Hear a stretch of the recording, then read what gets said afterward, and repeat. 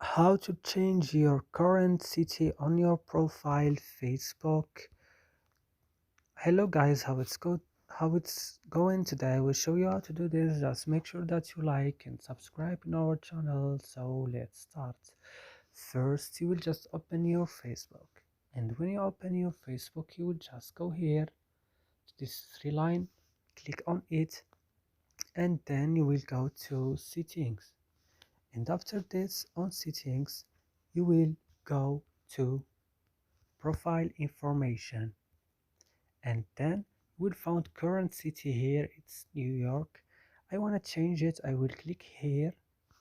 For example, I want to change it. I will write, for example, Paris, and click save now, and you change it. And that's it. I hope this video is useful for you.